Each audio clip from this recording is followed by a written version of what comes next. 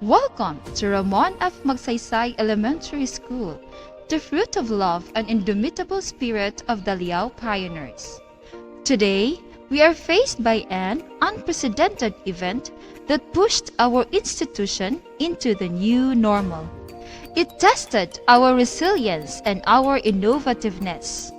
Our school is located in Barangay Daliao, a coastal barangay with a population that is composed mostly of fisher folks, in which the bulk of the barangay's economic activity revolves in fishing. Here in our locality, we are classified as moderate to high-risk area since the IATF ordered that Davao City is under MGCQ. This year will be remembered as the global coronavirus pandemic changed our lives.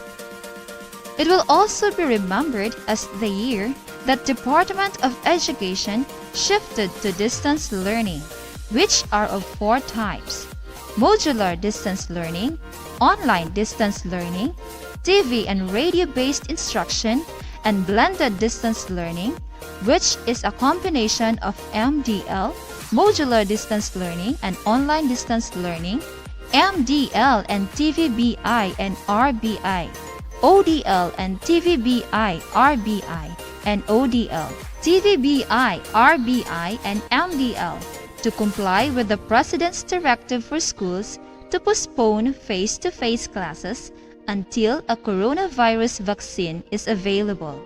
Despite calls for delaying classes, Education Secretary Leonor Briones reiterated that classes would open on August 24 and that Ramon F. Magsaysay Elementary School, headed by Bernardo L. Pañares, true to its mission of ensuring that learning must continue, implements the modular distance learning using printed modules, which was based on the learner's enrollment survey form complied by the parents.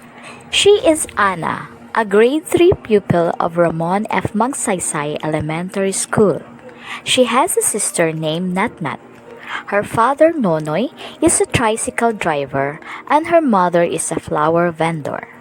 The Cruzes are a hardworking bunch trying to make ends to meet their family's needs and ensures that their children can go to school every day. Mrs. Cruz arrives early to the school to get Anna's RFMES Educate. She has the module pass on hand and reflectively read the signages posted at the school gate. She followed the queue of parents who are also excited to get their children's module. Everyone, my name is Micael Fabio L. Villarosa from Ramon F. Magsaysay Elementary School, Galiawon District. Thank you for giving me this opportunity to share my opinions about modular learning. As a grade 6 pupil, ang akong opinion na tungod sa modular learning ay dili mo siya kalas o pamasahe. And then, pag magtuon ka, wala po yung distraction sa mga ubang tao. Lastly, safe pa yung ka sa mga sakit o mga virus. Mao lang to ang akong opinion about sa modular learning. Thank you for our RFMES teachers and to our principal, Sir Bernardo L. Pañares. Thank you.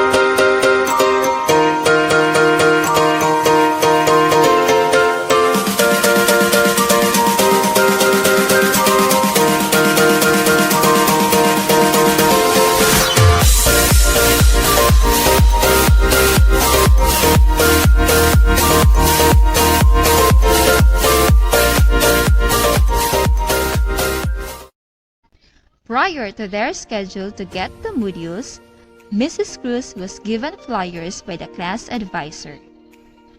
The flyers detailed the process of retrieval and additional instructions such as bringing their own pen, envelopes for the printed modules, bringing of umbrella, observing the school's health protocol of wearing face mask, hand sanitation, and the practice of social distancing.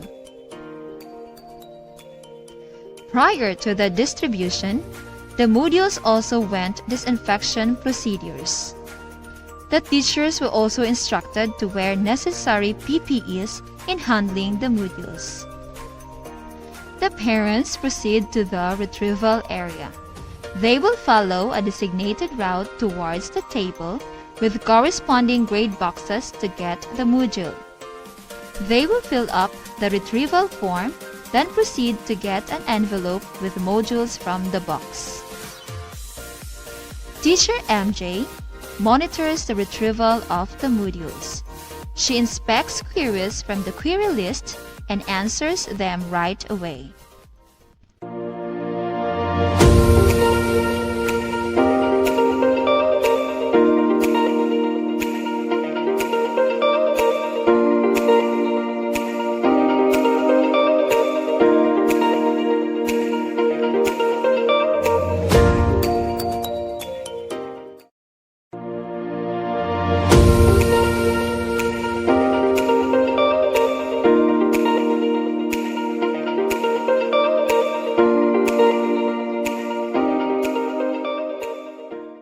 Barangay frontliners and other volunteers constitute the RFMES Module Panda. Our barangay officials agreed to help us in the distribution of the learning kits whenever the parents cannot come to school due to health and safety concerns. Principal and barangay captain signed memorandum of understanding to distribute and retrieve modules for parents who failed to go to school. Mayong hapon kaninyong tanan. August 24, magsugod ng atong eskwela sa atong mga tulunghaan. Andam na ang atong mga eskwelahan, ang atong mga maestra sa Barangay Dalyao aron mo cater sa atong mga estudyante. May undergo na sila og mga trainings and seminar kabahin sa kapaghuan sa ato ang pagpa-eskwela sa ato mga kabatanunan. Ang commitment sa Barangay Dalyao kabahin unsay among matabang sa matag eskwelahan is amo silang tabangan na ang kanang mga module nga dili makuha sa mga ginikanan o estudyante amo mapahatod sa tagsa-tagsa nila ka mga panimalay. 100% among paniguro nga ang ato mga estudyante karon mahatagan og maayong edukasyon para sa year 2020 and 2021. Kadang salamat, maayong hapon kaninyo po.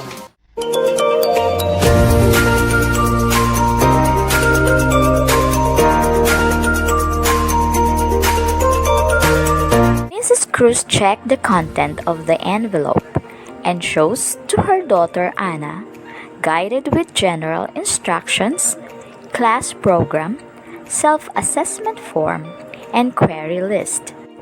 Mrs. Cruz assists her daughter Anna whenever she has questions and queries, and calls teacher MJ for clarifications. Local volunteers or para-teachers monitor the assigned children's progress, especially to those whose parents goes to work and unable to monitor their children. These para-teachers report to the advisors through text or messenger. Teacher MJ monitors Anna's progress through text or call. She maintains a ready phone line anytime Mrs. Cruz has questions regarding the lessons. Along with the kit is the self-assessment form to measure if Anna has already understood the lesson. Anna eagerly answers the modules. She is confident to do it now because the volunteer gave her assistance. After the retrieval of the module, Mrs. Cruz goes back to RF Magsaysay Elementary School to return the answered activity sheets and gets the educate for the next week. The teachers disinfects the returned modules, maintaining safety protocols. Mrs. Cruz is now with the educate in hand as she heads home. In line with the Department of Education's aim to continue the formal education despite the pandemic, we at Ramon F. Magsaysay Elementary School, Daliaon District, implements the printed modular distance learning based on the result of the learner's enrollment and survey form. With this, we strongly implement all health and safety protocols in the execution of our learning modality implementation plan, with the active participation and support of our stakeholders. This dry run activity gives us an advanced glimpse of the possible challenges that might occur during the actual implementation. This gives us the opportunity to address these storm clouds so as to improve the system. We still move on to find ways for learning to continue amidst the threat and uncertainties brought about by the COVID-19, while ensuring the health, safety, and well-being of all learners, teachers, and personnel of Ramon F. Magsaysay Elementary School. Despite the pandemic, learning continues as DepEd adopts varied learning modalities. The safety of the learners is always a priority. DepEd cares, working for quality, accessible, relevant, and liberating education. Sama-sama sa pagsulong ng edukalidad.